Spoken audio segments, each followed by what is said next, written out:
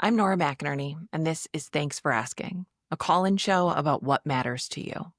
And today we are talking to a woman named Kathy Barker, who I met at a fundraising event. I was in Iowa, Davenport, Iowa, and it was a fundraising event for the Riverbend Food Bank. I was a speaker, and so was Kathy. Now, Riverbend Food Bank is an organization that feeds thousands of people in 23 counties in eastern Iowa and western Illinois. This is an organization that Kathy supports with the bounty of her farm. She was there to share her story, how she became the kind of farmer who truly gives away the farm, which is what she does. Barker Farms is a nonprofit that gives away what it grows. This is a farm that exists for the purest reason to feed anyone who needs good, nutritious food. And the reason it exists is because Kathy was once a person in need of that help. Back when she was starting over on her own after leaving an abusive marriage and working 7 days a week at 3 jobs to support herself and her 6 children. So, Kathy, I want you to tell me the story. Put me in the grocery store. Okay. I remember it was one late night at the grocery store, standing in the produce section, holding a small container of raspberries. And my kids loved fresh raspberries, but they were too expensive. So I stood there that night, just letting the full weight of my situation just wash over me. I had just worked 16 hours. I had 3 different jobs that I was juggling. And even though I had just worked 16 hours and juggled running a household, I still couldn't afford the raspberries for my kids. And so I remember standing there just feeling so defeated and so humiliated. I had never really experienced that kind of low moment before. And I just started crying when I put those raspberries back on the shelf and feeling very lost. Like, what am I going to do? How am I going to make this work? I cannot work any more hours. I worked 7 days a week. So my week was already full of work.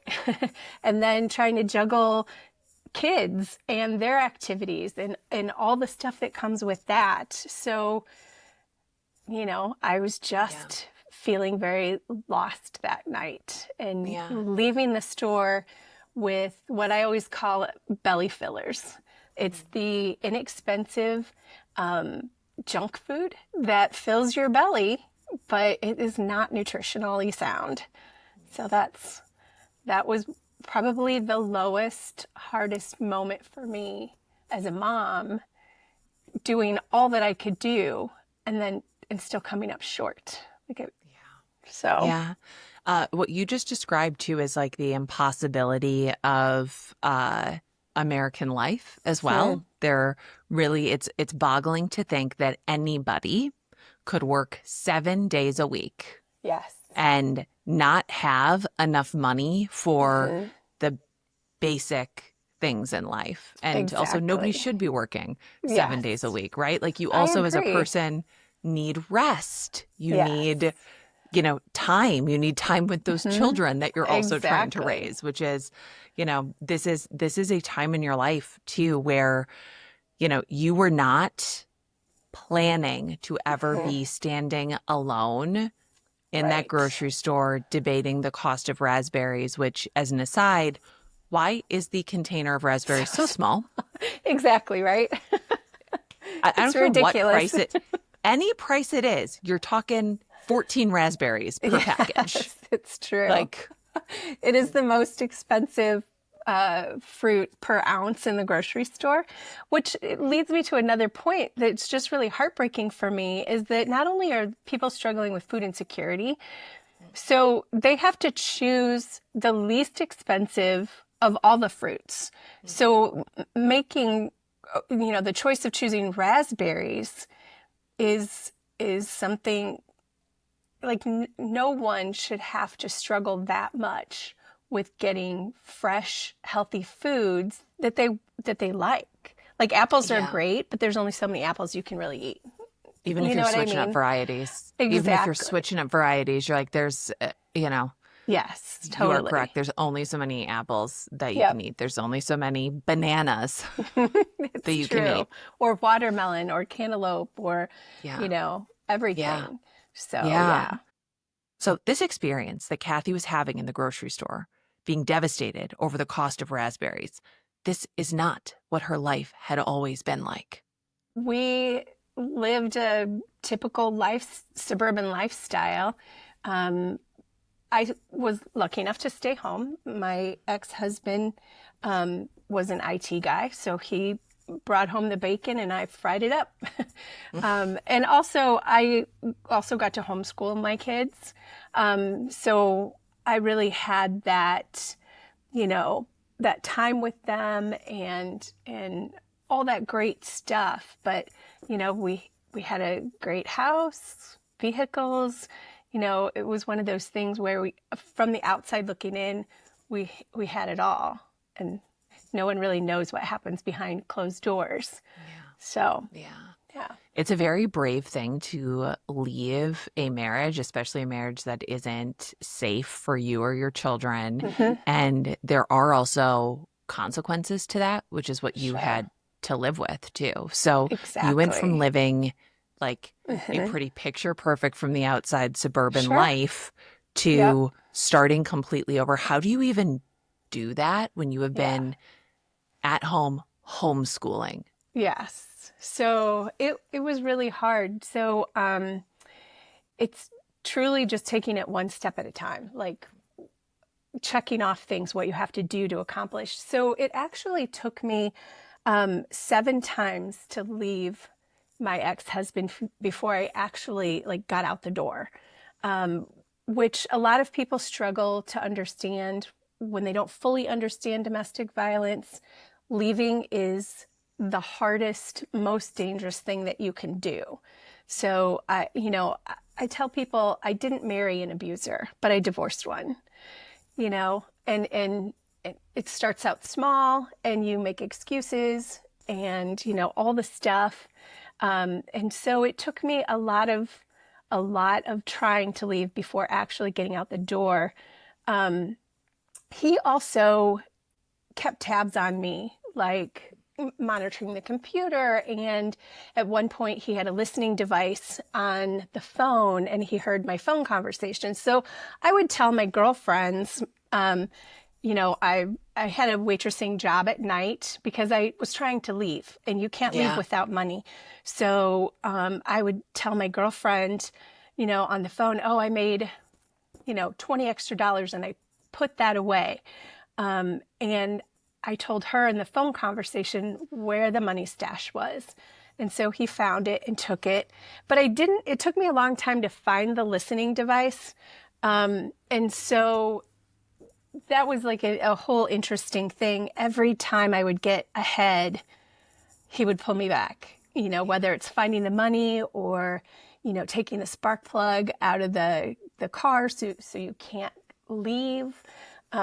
Just a bunch of that kind of stuff. So to all the women out there who are trying to leave, it's okay. Like, don't give up. Just keep trying. You have to be a little sneaky sometimes to get away, but you have to be safe too, Yeah, yeah, So, that's really good advice too. mhm. And especially you said you didn't marry an abuser, but you divorced one, and Yeah. it's there's so many kinds of abuse too. Like it's Yes. financial abuse to take somebody's Yes. money to Yep. prevent them from leaving a Yep. marriage by financially manipulating them and Exactly. isolating them. It Yes. is abusive to spy on somebody, Hmm. have a listening device in their home to not allow them like the basics of privacy. Yep. Like it's really, really scary. It really, Um, yeah, it really and you was. did it. You did it with all your kids. Yes. And that, if I have to look back with, regrets in my life, I really only just have one. And that was I wish with all of my heart I had left sooner than I did. because the impact of domestic violence on your family is it's a horrible thing to go back and try to fix when you're out of the situation. So, but I did the best I could while I was in it. And you don't really know how bad it is, even though friends and family told me. I still didn't get it. I didn't get it because I was living it. And I never wanted a divorce. I loved him. I wanted the marriage to be fixed and saved. And I wanted the happily ever after and all of this stuff. And it takes two to make that happen. So that, when you have that breakdown, that's... Yeah. Yeah. And also marriage, love, relationships, like they are a promise to each other. Yes. Which is like, you cannot wish somebody into being a good person. Exactly. And like being a good person to you. Yes. Like it really is like, that is you can put in as much effort as you want. And if somebody is not doing the literal bare minimum, which is treating you with like kindness and love and respect. And I believe Bell Hooks said, where abuse exists, love cannot. Yep. There's nothing you can do. You cannot be a good enough wife to somehow like fix what is wrong with them. So yes, that's such an important like message to get out there, because when women are in the situation, they don't see it, they don't feel it, they can't acknowledge it, like all of the things, they can't do it. So many people want to blame the victim of, why didn't she leave sooner? Why didn't this? Why didn't that? Well, first and foremost, you're not there living her story with her. Yeah. She's surviving, like whatever that means for her, she's surviving. So if she has to stay because where she's staying, she has food, clothing, and shelter, then you have to stay. I remember I kept justifying it. Like he would go to work and my kids and I were home all day, where no abuse existed. So I would break down the day in my mind. Like he would get home at 5, the kids went to bed at 8. Like forget me, like take me out of the picture. So when I think about, out of a 24-hour day, they only had to live with him for 3 hours. And those 3 hours, some of the time he was fine, but it was when the switch flipped. Those were the times that weren't good.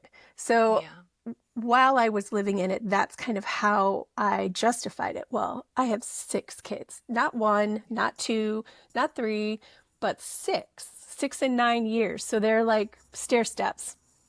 And that's just one of those things where I could not physically get all of them in the van. I had this big geeky 10-passenger van, which I still love. I had to get rid of it, but it was still my favorite vehicle. But I could not get all of them buckled in their car seats and out of the driveway before he would either snatch one of them, and I couldn't leave one behind, or he would do something else. Like it just was impossible. And so then that cycle of domestic violence starts the next day. Oh, I'm so sorry. I promise I won't do that again. I'll try harder. You are my world. The kids are my world. Like it started. And then you just live in that cycle of domestic violence until one day you're pinned to the floor with a hot steam iron next to your face.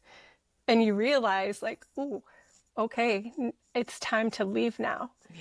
Not that it wasn't time before, but it takes one of those kind of earth shaking situations to wake you up. I'm sorry that happened to you and you didn't deserve that. And neither did your 6 children. And I will say it a million times, but you really are just such a, I don't know if like impressive is even the right word, but it's like you really are just such a force, like it's sometimes the things that don't kill us, like don't make us stronger, right? Like sometimes they just freak us out and they leave you with nothing. They leave you standing with a small clamshell of raspberries that you can't afford at the grocery store after you've been working yourself to the bone 7 days a week, and your kids just want raspberries, but instead they're getting, red delicious apples and like, it's true. It's yeah, very, very yeah, true. So yeah, thank you for that. But I feel yeah, like, especially when you're a mom, you step up and you do what you have to do when you have to do it. And all the other stuff kind of falls away, So yeah. I I look also, back on it there's, now and I think I don't know how I did it because I stayed in that survival mode for 3 years. Like I worked my hiney off for 3 years and it was like Groundhog Day. But you do what you have to do to get through it. yeah. And looking back on it now, 10 years later, I think, wow, first of all, where did I get the energy from? How did I do that? How did I do it Pure alone? adrenaline, Yeah, it's like true. But survival. yeah, exactly. And Survival instinct, saving your your motherly kids. survival instinct, just being like, we Hmm. got to do this. When you finally leave, like you find the perfect moment, you're out before you can possibly get home. Hmm. What does it feel like to leave, and where do you go? Yeah. So it was, so there's a little bit of a backstory. Do you mind if I share? Yeah, go It for has it. to do Yeah. with my faith. So Yeah. there is a Bible verse, Jeremiah 29:11. I just got it tattooed on my arm. Anyway, so anyway, I had been like this is over a course of years. So my pastor at the time called me one day and said he knew about the situation and said, okay, I have this Bible verse. I don't know why it's been put on my heart, but I'm supposed to take it to you and you study it and you do what you need to do with that Bible verse. So I did. Jeremiah 29:11 is a very common verse. So, for I know the plans I have for you, declares the Lord, plans to prosper you and not harm you, plans to give you hope and a future. I'm going to get emotional, sorry. Yeah. So every time I tried to leave my ex-husband, this Bible verse would just pop up in random weird places. Like in the grocery store, the gentleman in front of me was this big, huge biker guy and dressed in leather and all of the typical biker gear stuff. And he turned, and on the side of his arm was tattooed Jeremiah 29:11. And every time I would see that Bible verse, it would like renew that desire to leave because God has a plan for me. I don't know what it is because I'm swimming in this cesspool of abuse and all this stuff with my kids being the only good things and a few good friends, And so then it happened every time when I was starting to feel like I can't leave. I was at Panera, taking my girls to the mall, and I was sitting at Panera waiting for them. And there was this teenage kid who just kind of flipped his foot up on his knee, and written on the bottom of his tennis shoe in permanent marker was Jeremiah 29:11. And so it popped up in places where you expect it. Like my son had a Cub Scout luncheon and it was written on the wall, but that was a church. Yeah. So you're kind of like, yeah, okay, Yeah. that doesn't count. Yeah. And so on the day that I left, he was at work, and I remember he had kept all of the money. So I had none. I was literally leaving with nothing. I went through the drive-through at the bank and withdrew $500. At the time, that was the most you could withdraw at one time. So I did that, and I knew that would be he would be calling because he would know that money was gone. So I remember getting on the interstate and just driving and hearing the phone ring, and it was him. And then we're driving down the road, and I kid you not, a semi passes me, and I'm already like going fast because I'm trying to get away. I knew that he was 30 minutes away, all of that. And the semi passes me and pulls like right in front of me, not cut me off, but just pulls right in front of me. And there, written on the back of the semi, it was covered in dirt. Someone wrote with their finger, Jeremiah 29:11. And so the day that I left, like I even got that sign like that day like I'm doing the right thing. I'm on the path that I'm supposed to be on, you Yeah. know? And we followed that semi the whole way to our turnoff point. And there were two ways that we could go. And I was nervous about picking which one. And I just followed the truck. And so it was just one of those things that, you know, the sign of, yeah, like, so that It's was, 90 degrees here, so there's no reason for me to have goosebumps. That's really beautiful. Where did you go, and did the kids understand where you were going? oh yeah, they understood. My youngest was probably 12 at the time, and my oldest was in college. So 6 kids in 9 years, so they were all right there.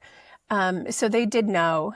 And we went to back home where I grew up, back to the small rural community that I lived in when I was in high school. I left when I was when I graduated because the typical small town story of there's nothing here, I'm out, no one's going to stop me, like that kind of thing. You'll never see me again. Okay. Exactly. So then here I am following this semi back to my hometown. And, you know, my parents have passed away and their home was still in the family. My older brother owned it. And ironically, it was empty. So the kids and I, we just moved in there. And of course, he knew where that house was. So I knew it was just going to be time before he found us. But it was one of those things where he controlled like everything, what to make for dinner, what to, you know, I wasn't allowed to have popcorn. I couldn't have gum, like just things like that. He was super controlling. Weird stuff. Weird stuff. Yeah. Weird stuff. And did it start slowly in that way where you're like, oh, I guess I'm just not chewing gum anymore. And it's like, it's weird, but it's small enough. And then.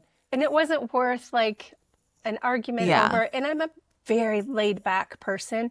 So I just really go with the flow of everything all the time anyway. So I'm like, I'll just readjust. I'll pivot. It's not a problem.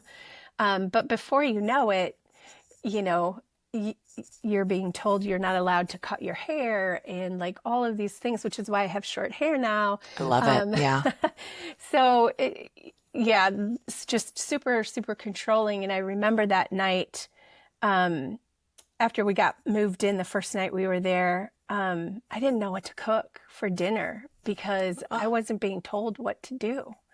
And I remember standing in the kitchen and just feeling lost. And my daughter walks in and she's like, what's wrong, Mom? And I said, I don't know what to make for dinner. And she said, she put her arms around my shoulder and she said, how about let's have peanut butter and jelly? And I remember thinking, okay, let's do that. Now, I'm not a lover of peanut butter and jelly, but that was the best peanut butter and jelly sandwich I've ever had in my life. So that's what freedom tasted like for me. Yeah. Yeah. How old was your daughter who said that? She was 16. Yeah. Yeah. Yeah. So it's probably her best peanut butter and jelly sandwich too, because like, you know, her mean dad wasn't there yelling at her mom and scaring the whole family, you know, like, that's really beautiful. I think like, kids can be such a mirror for us too. And like when you can see that like reflected back, like your child could even see like, oh, my mom is having a minute here. And like, she needs a little help because I was really feeling lost. You know, I'm just like, I just don't even know how to start a new life. How, when you're under someone's control so tightly, do you really start a new life? Like you just walk around for a while lost, you know? Yeah. So I'm grateful that, you know, my brother had this house that we could live in. Another brother and sister-in-law helped me get some of my stuff out of the house. I knew that whatever was left behind, I wasn't going to see again. You go to this house, like you're getting set up again. Yes. Like, I mean, how do you even re-enter the workforce after being out of it that long? Exactly. And also living in a rural community. I left the suburbs where I worked at a daycare preschool, where there's one on every corner in the suburbs. But out here in rural America, the preschools are in the school districts, which are already, you know, their workforce is already in place. And because there's such a rare position, there's no openings. So what was my background, child development, was not something that I could get a job in. So that was a struggle. So I did start home daycare. That would at least allow me to work from home, because I had 5 teenagers running in and out. Like, there's a fine line between feral teenagers and non-feral teenagers. Very fine. The finest of lines. Okay. So, yeah. So I worked 60 hours a week, having home daycare. And that also allowed me to like make casseroles so my kids could eat, because when my day with home daycare was done, I waitressed at night. And I had 2 different waitressing jobs that covered the 7 days of the week. So that was a saving grace that I was able to pull that off. I think if I hadn't had the home daycare, it would have been a lot more difficult on one hand, because my kids would have absolutely never seen me. Yeah. But on the other hand, I probably would have made more money out in the workforce than watching children at home. Yeah. So, you know, being present for my kids was more important than what I made. So I just made up for it by taking on more jobs. Does that make sense? Yeah. Because at night and on the weekends, they were busy with their teenage stuff. And so that's just kind of how I had to piece it all together, you know? Yeah. Yeah. You finally get your divorce settlement, and Yes. I'm going to make you retell me the story about the hunting cabin, right? Like, because I think that's so beautiful, and I don't know that just anyone would do that, Kathy. You know what I mean? Like, you finally get your divorce settlement, which is like a small amount of safety, you know, Yes. like it's money is safety. Exactly. It is. It's like having Yes. just your basic needs met. That's the bottom of Maslow's hierarchy of needs. You need safety. It's true. In order to like thrive, in order to grow, in order to like truly like thrive in this world. And you also get that money. Something that some people don't think about is that it takes money to get a divorce. There are no free lawyers. Yeah. So, like, what is a woman? Someone who doesn't want to divorce you, you can't just go to divorces.com and get a $49 divorce. Yes. Our divorce took 11 months, which is very long. I had friends that their divorce was all wrapped up within like 2 months. It was just kind of ridiculous, but I had a different fight to fight. So, yeah. Yeah. So, just to go back a little bit, when I was in the suburbs, I did a lot of volunteer work at food pantries and homeless shelters. And that had always been like the way I gave back to my community then.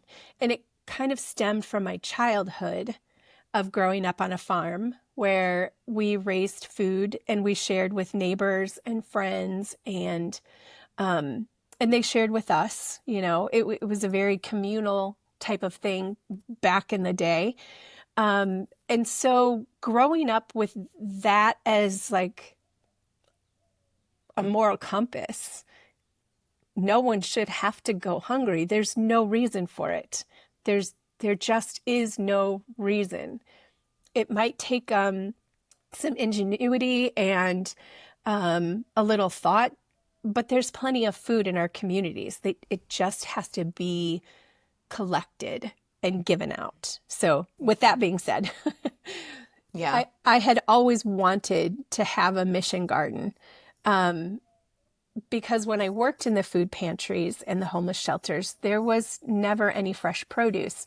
And again, this was 30 years ago. Things are much different than they were then. I was always very perplexed by that. Being a farm kid, how does that even happen? How do you not know what fresh carrots taste like? How do you not have that? And then also coming from a place of privilege where I could buy whatever I wanted at the grocery store, you don't really feel that sting, you know what I mean, until you understand firsthand what food insecurity is. And so I had my entire life story is based on sounds bad, but food, like helping people find food or giving food away. Like, so for me, wanting to have a mission garden after my divorce, it was just the next step I knew I needed to take, especially after that night in the store with the raspberries. I understood what other mothers go through, and I still had money to get what we needed. You know, we weren't going without like toilet paper and things like that, but I couldn't choose the raspberries over the apples, you know, that kind of struggle. And it's only a few steps away from true hunger that I was standing on, you know? Yeah. And so after everything was settled, like I just knew that I had to help others who were in situations like me, because it's the working poor, it's the elderly, it's the disabled. It is people who just can't quite make it, and there's no reason for it. So Yeah. when my husband and I started dating, my now Current husband. Yeah, I know, but I hate that. Okay. I just hate that. As if there's another one coming, but there's not. You got to keep him on his toes. Okay. That's right. Okay. You just don't know. This is currently my husband. So hopefully he behaves that way. Okay. It's true. So we would, he's a police officer, and his shifts were rotating. And so on the weekends, we would have a few hours together. We would go to church together, and then we'd have a couple of hours before he had to be on duty. And so we would take those couple of hours, and this sounds so old school, and it's incredibly romantic, but we would take those couple of hours and we would just drive around the countryside and look at property and just kind of daydream about this garden. And that's then, like literally the best part of dating too, where you're like, let's imagine a future. It's very romantic. I think it's very cute. How did you meet him? So it was an emergency situation. I called 911 for help, and he showed up. Kathy, and this is a rom-com. A trom-com. Okay. There you go. Okay. You call 911 and a hot cop shows up. Exactly. Okay. I know, Wow. right? Okay. Okay. So, yeah. So, so I called and he came. And then the next day, which is common practice, they do follow-up visits for domestic violence situations just to make sure everyone is still safe. Wait, with your ex-husband you called?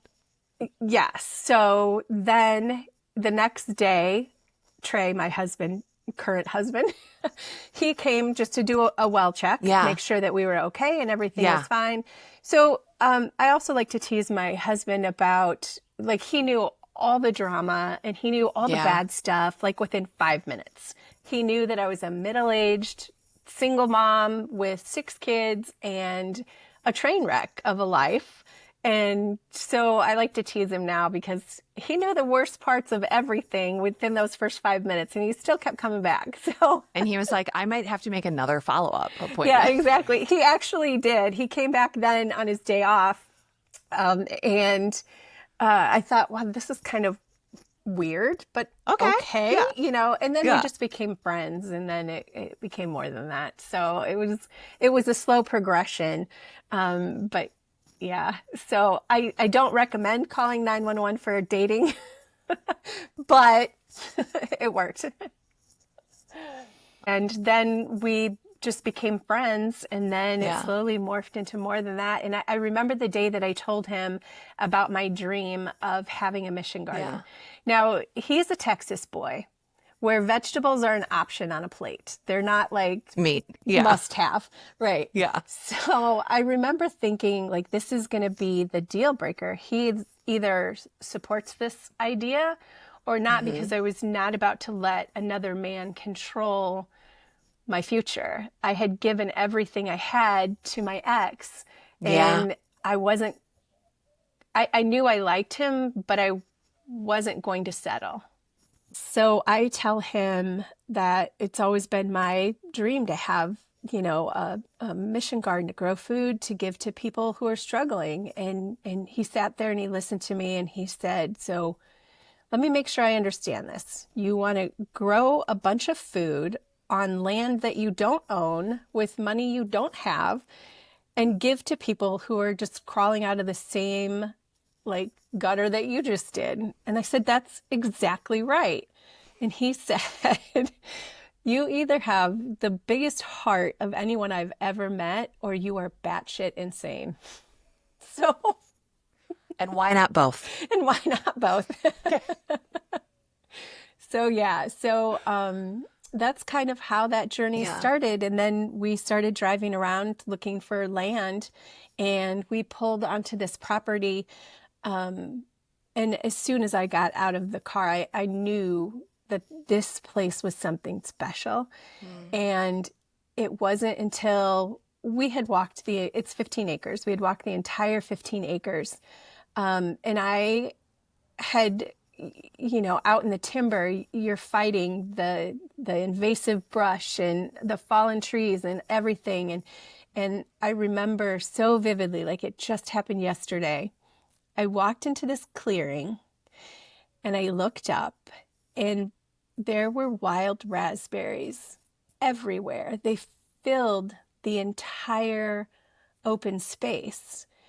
And I just remember thinking, the irony, first of all, that the very fruit that I could not afford once upon a time was growing abundantly at my feet, like just everywhere. And so talk about signs. That was my sign that this property was it. Tell me about Barker Farms. What do you do? Okay, so we are a nonprofit. We officially began in 2021, but we bought the property in 2016. And the property was used as a dump site for a contractor out of Chicago. He just brought his materials out here. And so we had to spend many years cleaning up the property, and it's a gorgeous, I mean, it is like a storybook. There's a creek that runs through it. It's a storybook. I know. And so we bought the property, and then we went through that. And then after that, we had to put deer fencing up because we're plopping this garden right in the middle of their environment. So put a deer fence up. We got our raised beds that were donated to us, topsoil, which was donated to us. And all of it is more signs. Like when I needed the raised beds, I remember just praying, like, I need raised beds, like I need the money to buy them or whatever. And then my dear friend from Feeding Illinois called and said, hey, I have raised beds. Do you know anybody who needs some raised beds? And I'm like, oh my gosh, yes. I'm like, I do. I need like 800 of them. So he provided the raised beds. And then the topsoil came as a donation. I had truly been asking, you know, I was doing the whole praying for money thing, and that wasn't working. So then I just finally started praying for dirt. I'm like, why not? Yeah. So then we got a 33 dump truck loads of topsoil donated to us. And then we raised the money for an irrigation system and the deer fence. And so it's just been slowly piecing it all together.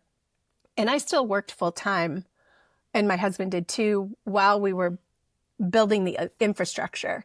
So it wasn't until last year when I was able to leave my paid job to be a permanent volunteer. Yeah, good for, okay, that's truly amazing. It's truly amazing. So you're working full time, you're doing all Yep. this, it's coming together, and Yep. I want you to tell us like about like the impact of this, and you can totally pull from the talk that you gave because it's like it's astonishing when you think about it, like the need that exists, and then Yes.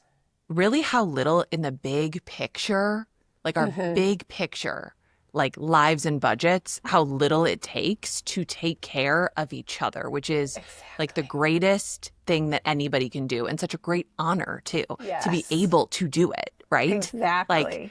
it's not a chore for you at all. Like it was not like, I think that's what just drew me to you is like, I didn't even know the story about, fixing up the hunting cabin, but it's like, it's your instinct is like when you have enough, like you make sure that somebody else does too. And I think that's a very, very Exactly. cool way to be. It's a very, very cool way to go through this world. Thank you. So the need in our community and across America, the food insecurity rate is 1 in 10. In our specific rural area, it's more like 1 in 8. So the struggle is real, unfortunately. Yeah, so we are on track to donate 37,000 pounds of freshly grown produce, assuming that all the planets are in alignment and there's no late frost and everything, that there's no drought and everything works out well. We're on task to do that. And we have a fresh produce mobile market that we've just ordered, thanks to our donors in the fall. I actually have a beautiful story about our lead donor. Do you mind if I share it? Yeah, please. Yeah. Okay. So there was a young man. His name was Logan, and he was one of our donors. And just like a regular donor, he would donate frequently throughout the year. He was 27 years old. And one day I noticed that we had a $10,000 donation. And for Barker Farm, that's pretty rare. That doesn't happen. You're going to notice a $10,000 donation. Exactly. Like most of our donors are in like the $100-ish, range. So it came up as anonymous. And on my end, I couldn't see who made the donation because it was anonymous. Yeah. And so the next day I thought, I'll look again and see if something changed. It didn't change. But I did learn that one of our donors had committed suicide. Oh. And so that gut feeling that you have that tells you things you don't want to really know was telling me that Logan was the one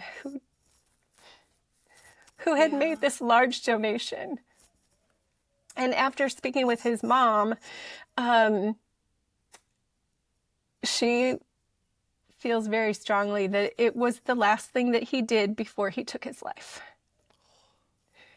So in the fall, we had a special fundraiser for Logan in Logan's memory, and our produce truck is being donated in honor of Logan, because without that $10,000, and then his sweet family rallied around us, and his uncle donated another $10,000. And so we were able to not only get this produce truck, but we can also build our chicken coop. So I know, like, to most people that sounds kind of goofy, but we're able to do two things because of Logan's generosity. And so just to bring awareness to mental health struggles and depression and, all of that. But we're truly blessed because of Logan's donation to us. And what a final act, like what a thing to do. And also like all these things are real and all these things are disconnected, and, and they're all tangly, and they're also like, yeah, they're all tangled together, and it's like Yes, hard not to exactly. feel hopeless in the face of a world that feels so deeply uncaring, like where there Yes. is so much inequity, Hmm. where there's just so much like pain being inflicted upon people for no reason. Exactly. Like I I get it. I Yes. get it, and it's Yeah. the only way out of all of this is together, and is doing Hmm. something that you can do, whatever that thing is. Yep. You've done several very, very large things that I know don't feel that big to you, but they are really big, but it's like Right. whatever you can do. I always think like the antidote to like hopelessness is taking some small action. And it does not mean that you have to, go find your own farm. Like you can find a Barker Farms and just like Exactly. put your energy, put your wind in the sail of someone Yes. who's already built the ship. And Exactly. I think it's really powerful for people to know like the work is being Hmm. done. Like there are Yes. people out here who are doing the work. Exactly. And you know what? It takes a community to solve community problems. If everyone, like I mentioned earlier, if everyone who has a backyard garden could maybe just throw in some extra green beans or some broccoli or, that kind of thing and donate it. It's so easy to do when you're already doing it. Just add a couple more. What's the big deal? Yeah. And I just really encourage people, like hot peppers are great, but that's not going to fill the belly of a 6-year-old. True. So True. perhaps maybe choose some really nutrient dense vegetables and, Yeah. you Yeah, know, what are if somebody's got yeah. like the time to garden, has the space to garden, what are things that you recommend that they grow that are good to donate? Yeah. So we find that with food insecurity, a lot of people, because it's generational sometimes, Mm. they don't always know how to prepare vegetables and fruits. I mean, fruits are pretty easy, you just cut Yeah. them. But they don't always know how to prepare beets. So their willingness to try beets is probably not going to happen. So Yeah. probably go with like your favorite vegetables, whatever those are, and donate those. Green peppers, broccoli, cauliflower, all of that kind of stuff. Tomatoes, potatoes are a really big thing too. I know that there's a shortage of fruit in Mm. the food pantries. So if you have some space for some strawberry plants or an apple tree or something like that, put them in the ground. And those are Yeah. great because they come back every year. They're no-brainers. Like you don't have to do Hmm. anything with them. Yeah. So fruit is a really big thing, but just those Yeah. nutrient What dense. what do you grow at Barker Farms? We grow, we have a small orchard, 55 trees. We have apples, pears, peaches, plums, nectarines, cherries, all those kind of good tree fruits. And then we also have strawberries and blueberries, grapes, and of course, raspberries. I can't not Gotta have the grow them. raspberries. Everyone's Yeah, getting raspberries now. everybody's getting Everyone's getting raspberries. raspberries. It's true. Oh, God, Kathy, I think you're so wonderful. I'm so glad I know you. Is there like do you want to leave everybody with like a message or anything? Do you have anything that I didn't ask you about that you're like, I just want to say this to the people who are listening? Yeah. Breaking the stigma that comes with food Mm. insecurity. It is truly about your neighbor who lost his job or your other neighbor who, had an unplanned car expense and now he has to choose getting his car fixed so he can go to work or buying groceries. Same thing with the elderly. Sometimes they have to choose between medication or groceries. So just being aware of what food insecurity really means. And also, you know what, if you're picking up a bag of carrots at your local grocery store, just pick some up for the food pantry. Like it doesn't have to be a grand act of, service, just a little bit every now and Yeah. then. If everybody did that, we'd be so much better off.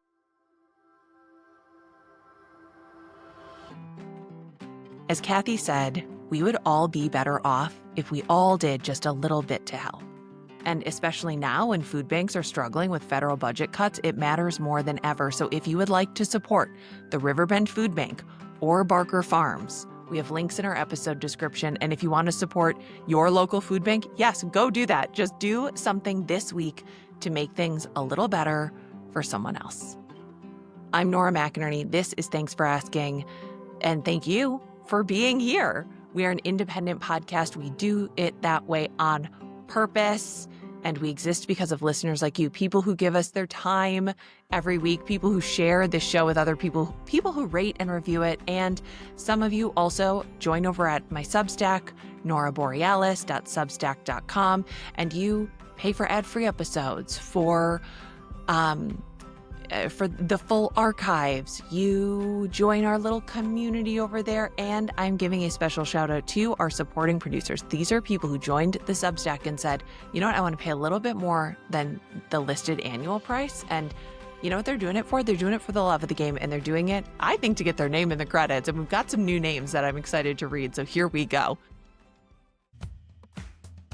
Thank you to Nancy Duff, Jenny Medellin, Jordan Jones, Sheila, Kathy Langerman, Ben, Jess, Michelle Toms, Tom Stockberger, Jen, Beth Derry, Stacy DeMoro, Emily Fariso, Stephanie Johnson, Faye Behrens, Amanda, Sarah Garifo, Jennifer McDaigle in all caps, Elia Feliz Milan, Lindsay Lund, Renee Kepke, Chelsea Siernick, Car Pan, LGS, Stacey Wilson, Courtney McCown, Kaylee Sakai, Mary Beth Berry, Joe Theodosopoulos, Mad, Abby Arose, Elizabeth Berkeley, Kim F., Melody Swinford, Val, Lauren Hanna, Katie, Jessica Letexier, Crystal Mann, Lisa Piven, Kate Lyon, Christina, Sarah David, Kate Bayer-Jean, Aaron John, Joy Pollock, Crystal, Jennifer Pavelka, Jess Blackwell, Micah, Jessica Reed, Beth Lipham, Kiara, Jill McDonald, Jen Grimlin, Alexis Lane, David Binkley, Kathy Ham, Virginia Labasi, Lizzie DeFries, Jeremy Essen,